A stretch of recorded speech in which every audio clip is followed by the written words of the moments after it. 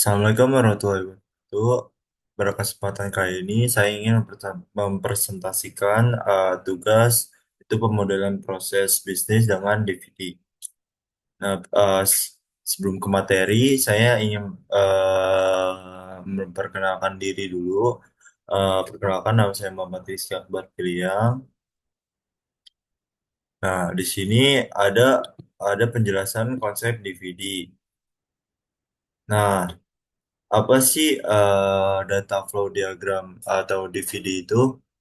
Data flow diagram atau DVD adalah sebuah diagram yang digunakan untuk menggambarkan data informasi dalam suatu sistem atau proses. Nah, DVD bertujuan untuk memvisualisasikan pergerakan data melalui berbagai komponen sistem.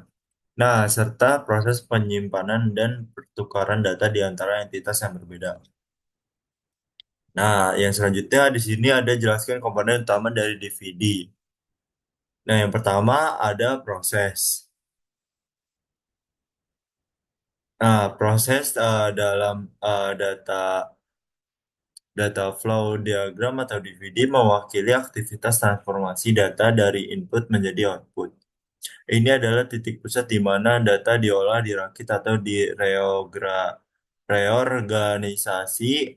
Proses dapat berupa beroperasi sederhana seperti pengolahan data dasar atau operasi yang lebih kompleks seperti integrasi data dari berbagai sumber.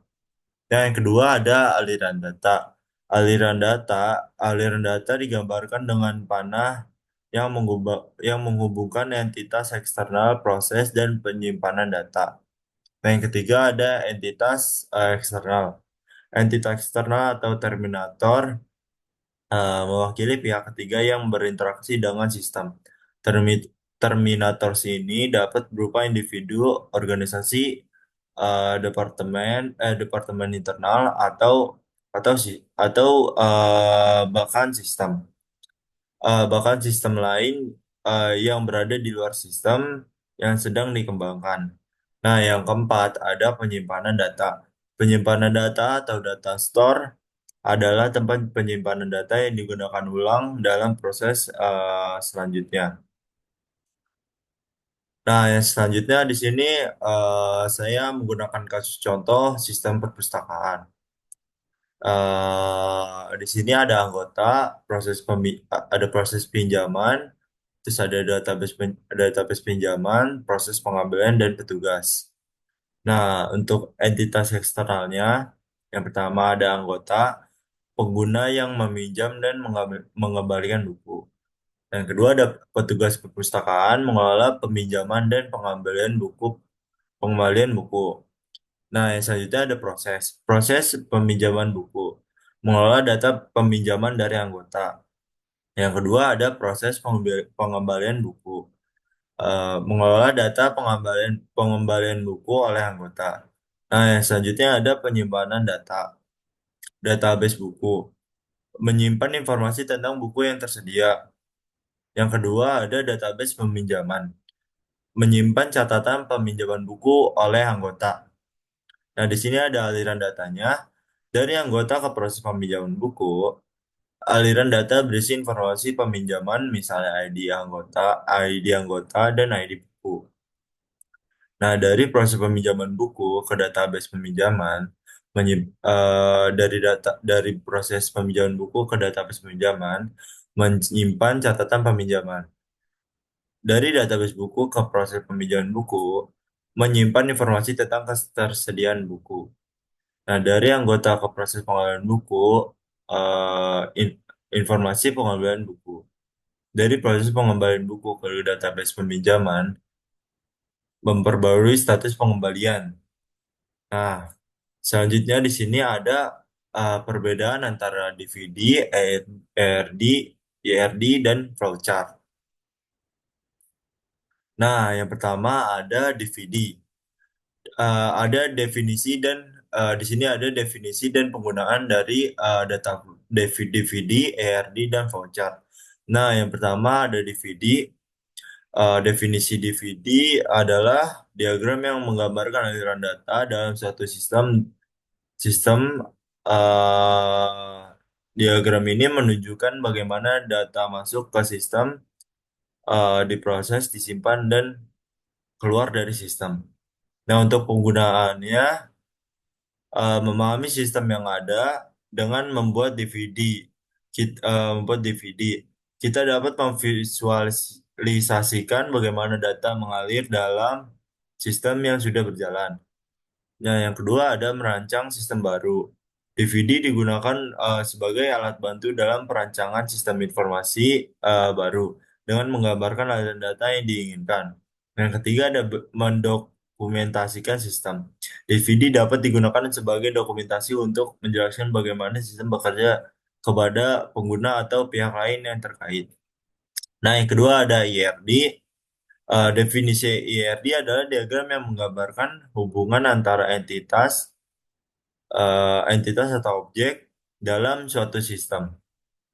Nah, untuk penggunaannya, eh, memodelkan data, IRD membantu dalam memodelkan struktur data yang akan disimpan oleh database. Nah, yang kedua ada merancang tabel. ERD digunakan sebagai dasar untuk merancang tabel-tabel dalam database. Nah, yang ketiga ada memahami hubungan antar data. ERD menunjukkan bagaimana data yang berbeda saling berhubungan sehingga memudahkan dalam melakukan query atau mengambil data dari database. Nah, selanjutnya ada flowchart. Definisi flowchart adalah diagram alir yang menggambarkan langkah-langkah dalam suatu proses secara visual. Nah, setiap langkah dalam proses direpresentasikan dengan simbol yang berbeda dan dihubungkan dengan garis panah untuk menunjukkan urutan langkah-langkah tersebut. Nah, untuk penggunaan voucher tersendiri yaitu ada yang pertama ada memvisualisasikan algoritma. Nah, flowchart membantu dalam memvisualisasikan langkah-langkah dalam suatu suatu algoritma atau prosedur. Nah, yang kedua ada mendeskripsikan proses. Flowchart dapat digunakan untuk mendeskripsikan suatu proses secara rinci, sehingga mudah dipahami oleh orang lain. Nah, selanjutnya ada menganalisis dan memperbaiki proses. Dengan melihat flowchart, kita dapat mengidentifikasi bagian-bagian dalam proses yang kurang efisien atau berpotensi membuka masalah. Nah, selanjutnya di sini ada membuat tabel perbandingan antara DVD, RD, dan voucher. Nah, di sini untuk tabelnya seperti ini. Nah, selanjutnya saya ingin menjelaskan untuk fokus diagramnya. DVD, fokus diagram yang pertama itu DVD lebih fokus pada bagaimana data bergerak dari suatu tempat ke tempat lain dalam sistem. Untuk IRD-nya lebih fokus pada struktur data dan hubungan antar data dalam database. Yang selanjutnya ada flowchart-nya, lebih fokus pada urutan langkah-langkah yang harus dilakukan untuk menyelesaikan tugas. Nah, yang kedua di sini ada simbol-simbol.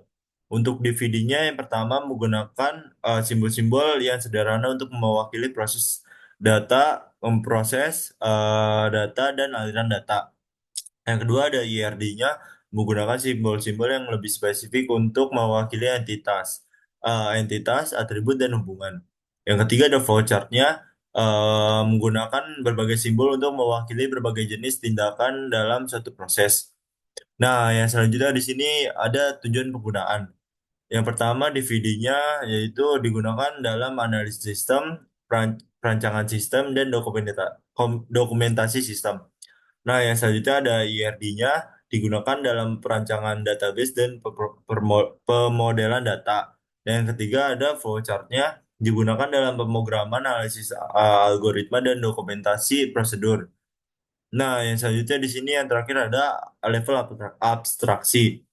Yang pertama di sini DVD-nya dapat dibuat pada berbagai tingkat abstraksi mulai dari diagram konteks yang sangat umum hingga diagram tingkat nol yang sangat detail.